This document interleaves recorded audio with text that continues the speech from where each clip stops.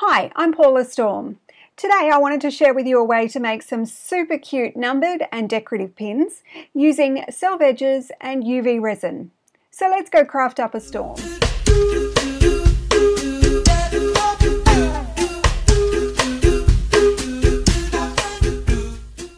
Late last year, my sister and I, with our business Crafty Adventures, hosted a trip to China and Japan.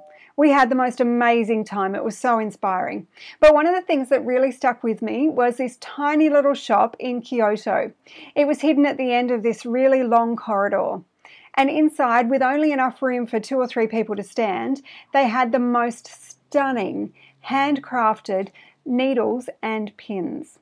It really stuck with me, and ever since I've wanted to have a go at making my own decorative pins. If you're anything like me, you've had an experience where you've laid out your quilt blocks, you've got them in the perfect order, no 2 colours are next to each other. But then something happens between the time you take down those blocks, put them right sides together and get to the sewing machine. You sew that seam, open them up, and of course something's in the wrong spot. That's where numbered pins come in super handy. You can use them to number out your blocks, you can use them to number rows, you can even use them to number seams. They really are just so handy.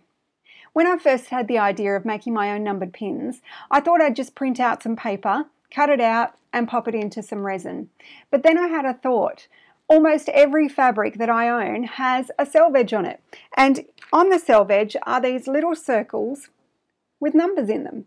So I thought, I wonder if I could insert these pieces into my resin. So that's how I got started. So I grabbed out one of my favourite fabrics. This is an Amy Butler fabric that I absolutely adore. I thought this one would be perfect because it's got lots of bright colours. In the end, a few of the colours were a bit too light and I couldn't see the numbers very clearly. So in the end, I ended up changing and using a different fabric. But once you've chosen your selvage, take it over to your table and put down a Teflon mat or anything that's non-stick, so a silicone would be perfect. And just coat your fabric with a good layer of Mod Podge. I use the matte Mod Podge. What happens with resin, when you put fabric or even paper into resin, it will discolour, like when you wet fabric, for example, you know, it goes a little bit see-through. So the same thing happens when you insert fabric into resin. So I chose to paint a liberal coating of Mod Podge onto my fabric, and it comes out just a little bit stiffened, which is perfect because when you cut it out, it doesn't fray. Check all your selvedges because there's sometimes some really cute little things, like that one was on a Chula pink fabric and it had little rabbits on it. Next up is choosing your pins. So I've got 2 different types of pins here, one with the flower head and one is a traditional dressmaker's pin that has like a flat end. Those ones are perfect, but I prefer the flower head pins. I really love those for patchwork. They're just nice and smooth. So what we need to do is remove that flower head. I've got these little pliers here that I actually asked a doctor if I could keep them and they said no problem. So I use them for stuffing and all sorts of things. They're a really fantastic tool. So ask your dentist or your doctor if you can have one. So I just popped the pin into the pliers. The problem was that the teeth were sort of roughing up the pin, and you want your pins to be nice and smooth so they don't catch on your fabric. That's why I put this little cloth, a little lint-free cloth, inside my pliers so it didn't scratch up the pins at all.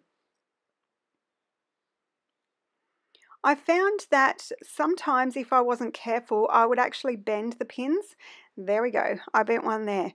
So I spent a little bit of time trying to straighten it out, but unfortunately I couldn't get that one straight at the time, so I put it aside and I'll grab another one. I found if I put the pliers up closer to the flower head, they didn't bend as easily. So once you've got all your pins prepared, it's time to get started on our numbers. Now, as I mentioned earlier, I thought this fabric was perfect, but when I looked a bit closer, it was a bit hard to see the numbers on some of them. So I tried to draw in with a marker, I tried to draw in the numbers. This is just my black Cricut pen. I also tried to use a gold marker as well, but that one was still a bit too hard to see. So these numbers really have to be strong colors, otherwise once you put them in the resin, they can be just too hard to see. So we're going to cut out the numbers now. I tried to cut it out so that I didn't have any white showing around my little circle. And that seems to be the best way for me. That's how I like it the most. So once I'd spent all that time cutting out all these little numbers, I had a more critical look at it, and I decided that some of the numbers, especially 4, 5, and even 6 to a degree, were just too light. And then once I put them in the resin, they just weren't going to be visible enough. So I decided to switch over and use a different Selvedge that had a lot stronger colors. They're a lot brighter. So in all the future videos or pictures, you'll see those stronger colors. Next up, I thought, why not have a go at making some paper shapes as well to pop into my pins? Because Selvedges often only go up to about 12 colours. They only have about 12 colours in a collection or in a fabric. So usually you can only go up to 12. So I thought, why not do some paper ones? And in this footage, I only show you making up to the number 6, but I actually made up to number 24. And I'm going to put a PDF of that in the description. So if you'd like to have a go at making these for yourself, you can print that out at home. So what I did was I just made a little box and popped a number in. And I started out with just the primary colours in the background. And I thought I liked that, but once I started looking for more and more colours, I found that there were some really, really cool gradient colours. So once I spotted, see that yellow, it's just too light, so I had to change it. There's the gradient. So I decided I really liked the gradient and I wanted to switch all of them to gradients.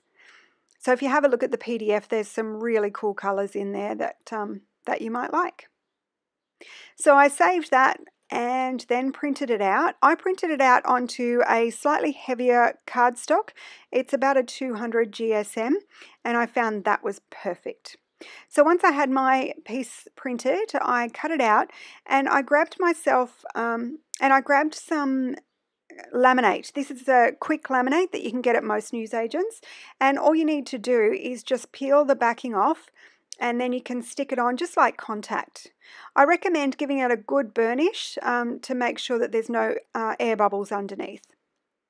So once I've got my laminate on, that's just going to protect the paper and stop it from discolouring, very much like what we did with the Mod Podge at the start. So I started by cutting out with a blade, which was fine for the long strokes, and in fact I would always do the long strokes with a blade, but when it came time to do those shorter seams or edges, it was much easier to just do with a pair of scissors. So as I said, there's 24 shapes, both squares and circles, in the PDF. So if you want to have a go, you can print those out for yourself. So once you've got all your shapes prepared, it's time to bring out the resin. Now, when I had a go at making these, I found that if I didn't put a little ball of resin on top of the shapes, when I came to pop it into the mold, I was getting a lot of air bubbles and it was really hard. So I popped a little bit of resin on top. Make sure you use just a flame to get all the air bubbles out, and then I popped the light on.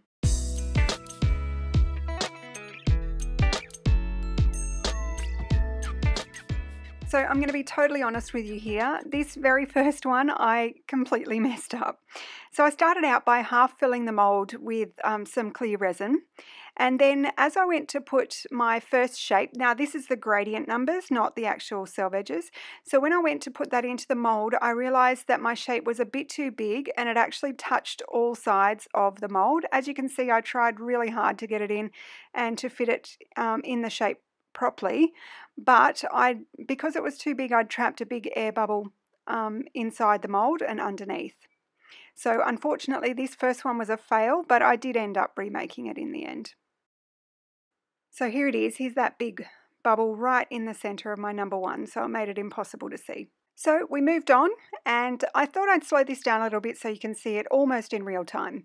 So again, I just half filled my mold with some clear resin, and this time I took my Selvedge numbers and they fit much better. See how there's a little gap around the outside of the shape? That's perfect, and that's what stops the air bubbles getting trapped inside. So then I hit it with a flame just to get rid of all of the air bubbles, and I popped it under my UV light. Now you'll see here that I'm about to flip the mold over. The reason I did that is because UV resin obviously needs UV rays for it to cure. So because the numbers are actually opaque, sometimes the light struggles to get all the way through. Check it out, it's perfect. I love that one. Sorry, I got a little bit distracted. But by flipping it, we're giving it the best possible chance to cure all the way through. So next up, it's time to attach the pin to the back. So I'm just resting my shape on top of the mold, and then I drop some more resin on top. Then I pop the pin on, hold it in place until it sort of hardens a bit and doesn't roll around on you, and then pop the light on. We'll leave it under the light for a full 60 seconds to cure all the way through. And there we go, that's our first pin. And because I've cured the pin inside the resin, it's really not going to come out. So let's make another one. Again, half filled the mold, dropped my shape in. Make sure you clean off whatever tool you're using. I like to use just a baby wipe. And then I pop my UV light on. By slowly dropping the light down, it will stop any misshaping as well. So there we go. After I checked a million times that my shape was in the right position, I popped a bit more resin on the back and hit it with the flame to get rid of bubbles and dropped my pin into the resin. I wanted to backtrack a little bit and just talk about why I chose to use quick laminate on the cardstock. As you can see from this image, the number one at the bottom has a layer of UV resin, and see how it's completely discolored, whereas the one on top has a layer of the quick laminate and then the resin on top, and it's perfectly clear. So I like to use just the quick laminate. You can use Mod Podge on your paper as well. I just wanted to try the quick laminate and see if it worked, and it did perfectly. So back to our second number. When I popped my pin on the back, I didn't put quite enough resin on the first time, so I'm just going back with a little bit more resin just to build it up on the back and make sure that that pin won't come loose anytime soon. And it's perfect. So there they are, all finished. I am so happy with these shapes. I really loved the Selvedges the most, but you do need to be careful and make sure you choose the right Selvedge, because as you can see, there's my number one with the big bubble. I did end up remaking that in the end, and now it looks perfect.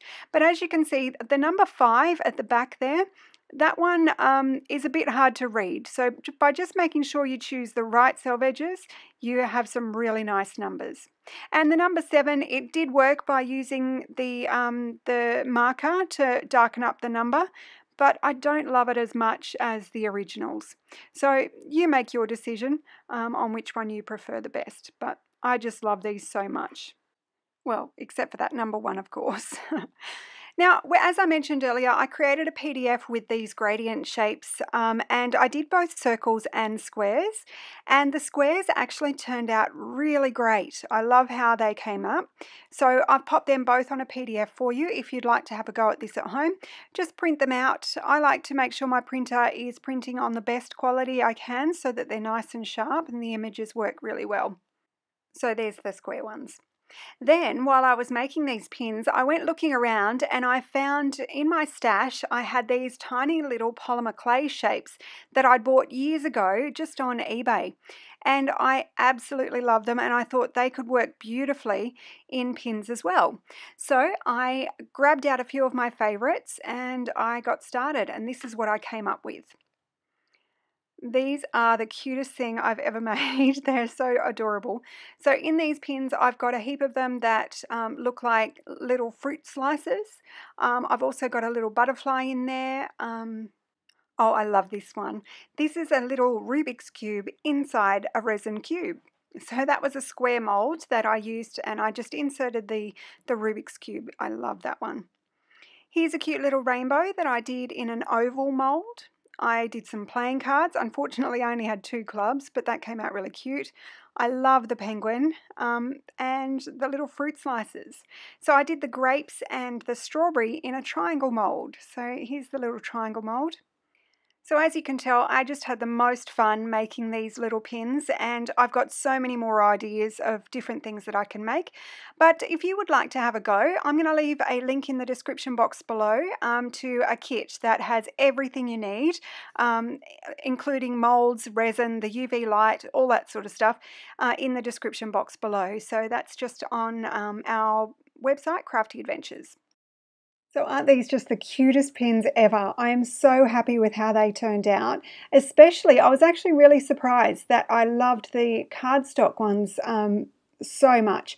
I think it was the gradient. Once I found that gradient color, I was just so happy with how that came out. The Selvedges turned out better than I expected. I really love how they turned out. And I'd love to find some more fabrics that have even better colors that will show up even more in the resin. But I think my absolute favourite thing is my little clay pieces that I found. So I ordered these clay pieces, I think on eBay years ago, and I paid just a couple of dollars to get a bag full of these little clay pieces. So all of them in there were just a few dollars. Those long ones are actually sticks that you can cut up yourself, and that was the butterfly. But all of those, just a couple of dollars off eBay. Absolutely love them. I think the rainbow and the little penguin are my favourite, but I also really love the cards. Oh, and then I like the fruit as well. I don't know. I love them all. I have some more ideas of how I could make more pins using clay, polymer clay, myself rather than using the pre-bought ones. What would you do? How would you decorate your pins? I'd love to open up a discussion down in the comments down below. I hope you had fun watching me make these pins, and I would love to see your pictures if you end up making any of these numbered pins or decorative pins. So please share all your pictures over on Instagram or Facebook. Look me up. I'm just Paula Storm on all social media. I look forward to catching up with you next time as we craft up a storm. I'll see you then.